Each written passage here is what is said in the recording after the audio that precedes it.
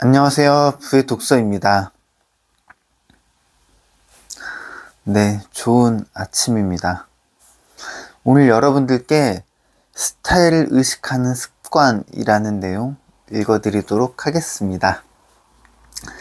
계보의식의 기술화라는 말은 자신이 이어받으려는 계보에 대한 의식 자체를 날마다 반복하여 습관으로 만든다는 뜻이다. 이러한 계보의식을 순간적으로 느끼는 일은 일반 사람들에게도 종종 나타난다. 그러나 순간적으로 발생한 의식을 자신의 일상에 정착시켜 습관으로 만드는 것은 일시적인 감각과는 다른 차원의 이야기다.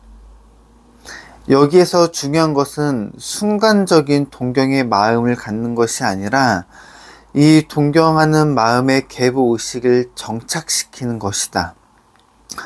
계보의식을 기술화하는 작업에 관한 흥미로운 에피소드로 시드니 올림픽에서 일본 축구 대표팀으로 눈부신 활약을 한 다카하라 나오히로의 일화를 들어보자.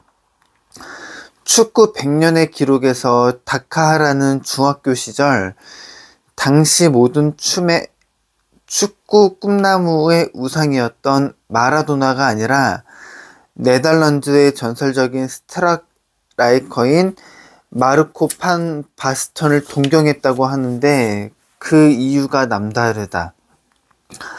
바스턴 선수를 좋아하게 된 것은 제 의지라기보다 중학교 축구부 감독이었던 사쿠라이 선생님의 영향이 컸습니다. 그 당시 감독은 축구에서 초보자와 다름없었기 때문에 비디오로 해외 선수들의 경기 장면을 보며 연구를 많이 했습니다. 그 시절 해외 축구라고 하면 화려한 개인기를 뽐내는 선수들이 많아 보는 재미가 있었지만 일본 선수들의 감각으로는 좀처럼 해낼 수 없는 것 같은 플레이가 대부분이었죠. 감독님, 외국 선수들의 엄청난 플레이나 저런 걸 어떻게 하지 하고 싶은 개인기를 무작정 일단 해봐라고 몰아붙이는 시기였습니다. 연습 시간이면 감독님은 너도 저 바스턴 같은 선수가 되거라 라든가 게리 리네커처럼 항상 골대를 노리는 거다. 공이 언제 어디선 날아오든 즉시 반응할 수 있도록 대비해야지라며 시종일관 잔소리를 늘어놓기 일쑤였습니다.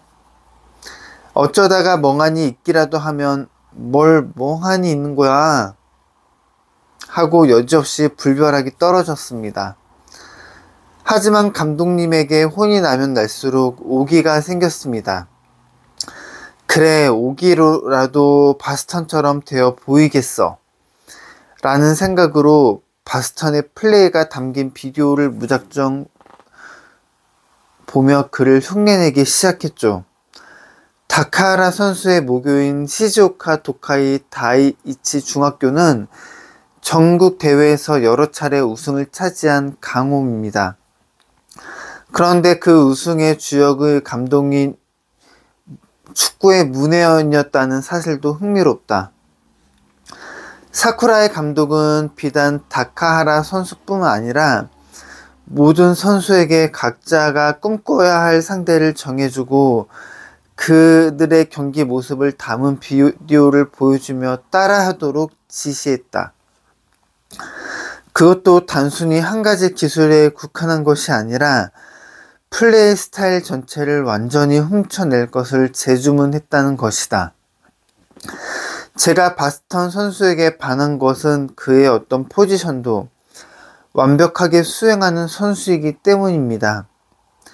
기회를 놓치지 않고 스스로 득점하기도 하고 득점으로 연결하는 기가 막힌 어시스트를 올리기도 하죠. 상대방의 허점을 뚫는 공격의 선두에는 항상 그가 있었습니다. 한마디로 공격수의 역할을 완벽하게 소화했다는 것이죠. 1988년 유럽 선수권 대회 결승전에서 그가 보여준 발리슛은 정말 감동 그 자체였어요. 왼쪽에서 크로스 한 공이 오른쪽 골대를 향해 역회전으로 날아가서 꽂히는 기가 막힌 골이었습니다. 각도는 별로 없었지만 발리슛의 아름다움과 넘치는 박력은 정말 말 그대로 환상적이었습니다. 그 당시 저도 그런 슛을 한번 차보고 싶다는 마음에 밤낮 없이 그 슈팅만 연습했던 기억이 나는데요. 그 정도로 멋지고 충격적인 슛이었습니다. 지금은 제 경기 스타일은 상당 부분이 바스턴의 영향을 받아 있습니다. 중학교 때 몸에 밴 기술이 이제 발휘되는 듯한 느낌이랄까요? 물론 바스턴 선수 자체도 제게 큰 자극과 본보기가 되었지만 그와 동시에 감독의 독특한 동기부여와 끊임없는 의식무장 덕분인 것도 사실인 것 같아요. 아직 어린 중학생에게 해외 초일류 선수의 스타일을 그대로 몸에 익히라는 주문은 다소 무리일 수 있다. 그러나 의외로 한창 자라나는 꿈나무들에게 이런 말이 꽤 효력을 발휘하기도 한다. 그도 그럴 것이 다카하라가 말한 것처럼 세계적 스타 플레이어의 경기에는 진한 감동이 있기 때문이다. 감동이나 강렬한 동기가 없으면 전체적인 스타일을 훔쳐내고 싶다는 욕구가 생기지 않는다. 그런 의미에서 볼 때 교육의 왕도란 처음부터 무턱대고 최고를 만나게 해주는 일일지도 모른다. 다만 스타일을 훔치기 위해서는 막연히 쳐다보기만 하거나 동경만으로 부족하다. 비디오나 연습 사진을 반복해서 분석하면서 하나하나의 움직임과 기술을 작은 단위로 쪼개 파악하는 것이 무엇보다 중요하다.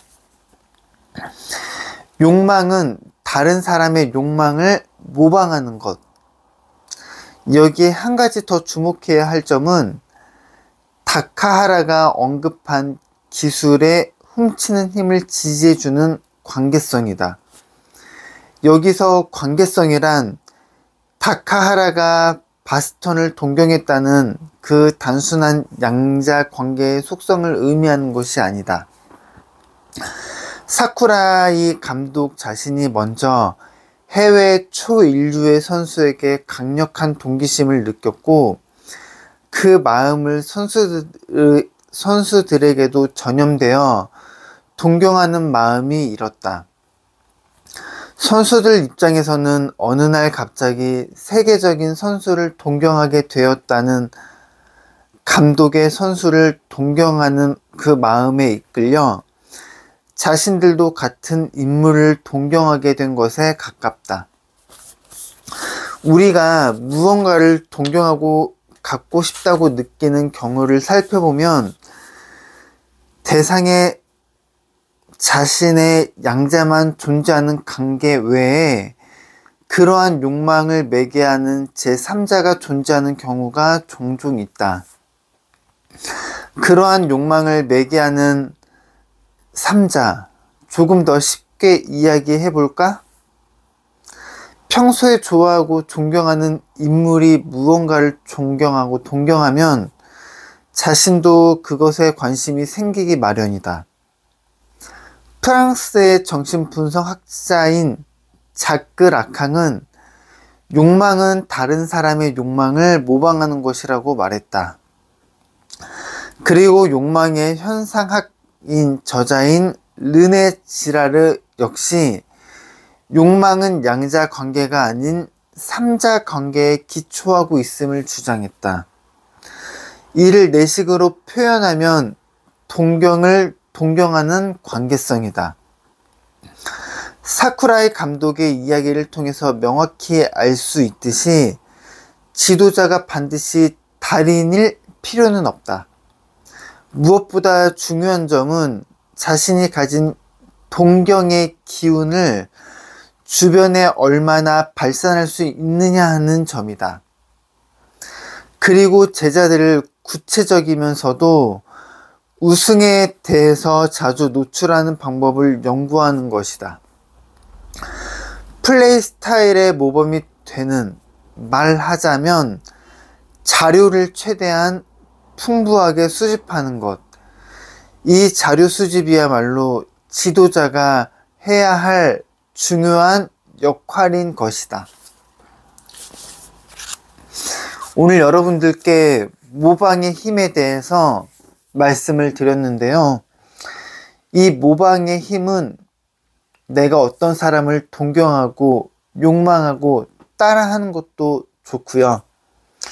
내가 가르치는 제자가 나의 욕망을 배워서 그 욕망과 욕망의 대상을 그대로 보고 따라하게 되는 것도 큰 도움이 됩니다. 여러분의 욕망을 주는 대상은 누구인가요? 여러분의 성공을 응원합니다. 감사합니다.